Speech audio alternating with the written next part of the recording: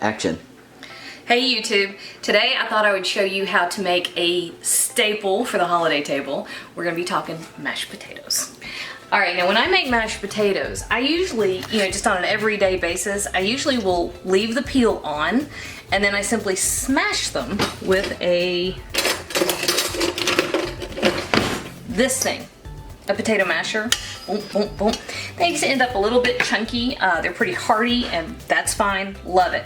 However, for Thanksgiving itself, I want a perfect, buttery, silky smooth potato, okay? Here's how we're gonna do that. You can use a masher, that's fine. I am gonna use this thing. This is a potato ricer. It's like a giant garlic press, okay? Now, typically, I make mashed potatoes with these. These are russet potatoes. They're also known as Irish potatoes. I've got about 4.5 pounds here, just because I just stuck it on the scale. You can use these. These are Yukon Gold potatoes. They're a little yellower, a little bit waxier, but not too much. And the flavor is almost identical to a russet potato, but not exactly. I just got told that my kids prefer the russets, so we're gonna use russets. Actually, Boone prefers the russets, so we're gonna use the russets. All right, so I'm gonna peel all of these here in just a second, and I'm gonna cut them into chunks, cover it with water, and put it on the stove. You don't have to watch me peel potatoes. In the meantime, I've got a turkey in the oven, and so while the oven is hot, it's got a vent, so I'm gonna set over the top of that vent just to melt. This is 1 stick of butter, about 4 sprigs of fresh thyme, and I'm gonna just smash, I'm not gonna mince it or anything else. I'm gonna put a couple of cloves of garlic in here just to start melting and warming up. I'm also gonna throw in about, I'd say for this many potatoes, I'm gonna put in a full cup of half and half, and I'm just gonna let that steep while the potatoes are cooking. I don't want to cook it, I don't want to curdle the cream or the butter or anything else. I just want to warm it so those flavors come through. All right, you don't have to watch me peel garlic anyway. All right, so here we go. I'm gonna peel these potatoes. I'm gonna set this on the stove just to start warming up, and I'll come back in a second and show you what everything looks like. We good to go?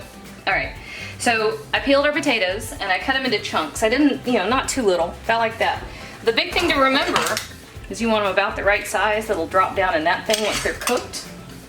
This is gonna come up to a boil, and then it's gonna get about, oh, you don't have to follow me across the kitchen. I'm gonna wander all over the place. You can stay on the food, buddy. This is Bladen. Bladen's helping me out. All right, so a good tablespoon of kosher salt. That's kosher salt, not table salt. If you have table salt, you wanna use a lot less. But if you don't season the potatoes as they're cooking, they're never gonna be seasoned well enough. Now, over here, I want to show you what I'm doing. I'm going to let this sit on the back of the stove and just warm all the way through. There's our stick of butter, there's our garlic and our thyme. I also added about 1.5 teaspoons of kosher salt, probably 1 teaspoon of black peppercorns, and to this,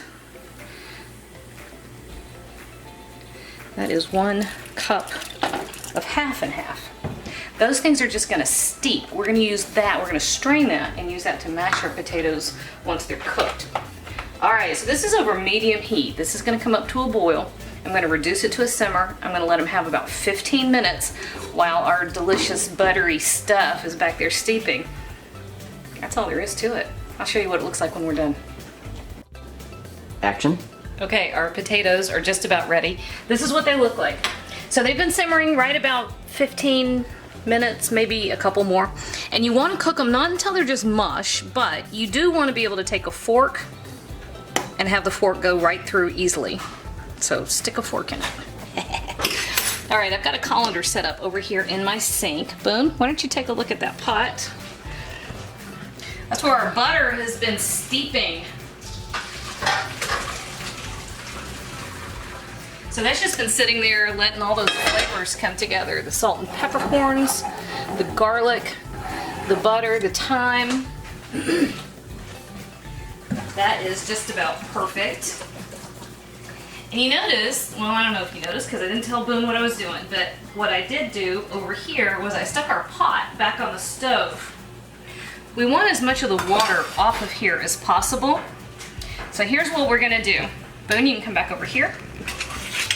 Now these potatoes are hot, so I'm gonna protect my fingers a little bit. All right, this is all there is to using a potato ricer. Okay, you drop them in here, and then we're coming right back over here to the pan we cooked them in, which is very, very warm. This will help keep them dry. And we just mash them through. Oh, there's my timer. So the potatoes are done. So that's all we're gonna be doing here is I'm gonna mash the rest of these through my ricer. And then we're gonna add our steeped butter and cream. And I'll be back and show you how all of that goes and gets put together. Action. All right, y'all can see why that thing is called a potato ricer. It's because it takes it and it gives it kind of the consistency of rice. Not quite. I mean, it will, look, it mashes. See? You can squish it. So rice doesn't do that. But we have this big fluffy pile of cooked potato. And then over here we have our butter. And you know what I did? Just because I was thinking about my nephew Brent, I went ahead and put another stick of butter in there. So this, we are straining into here, and then we stir. Now, one of the tricks to get nice, fluffy mashed potatoes is not to overwork your potatoes. That's why that ricer is so nice. It does most of the work for you. All right, let me grab the rest of that butter. I'm gonna drop it right in there. I was thinking a couple years ago at Thanksgiving, I was saying he always wants more butter in the mashed potatoes, which actually, you know, that is authentically French. You add butter until it almost will not melt in there anymore. All right, and I probably am gonna give it another little splash of cream. You don't have to have everything warmed up. It's nice. I do that to keep the flavors. Oh man. Yep.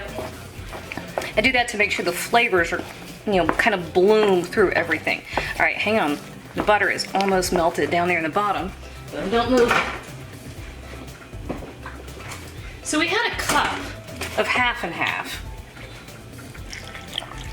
I'm gonna give it another quarter cup.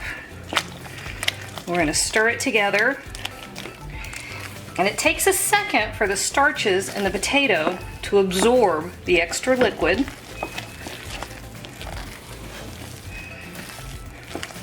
So be patient. Trying to keep an eye on it so I can kind of give y'all a recipe. I've always done this by eye.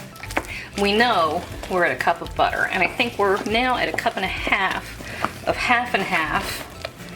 And the texture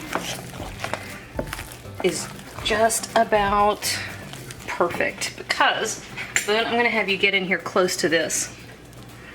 Can you see that? Is the texture coming through the camera? Yeah. Did you get focused? Not yet. Not yet. We're still working on the autofocus on our camera. There it is. There it is. Can you see the texture? Mm-hmm. Okay. It is super silky. And of course, the proof of the pudding is when you taste it. Mmm. Holy crap, that's good. Okay, so taste it because we seasoned the water the potatoes cooked in.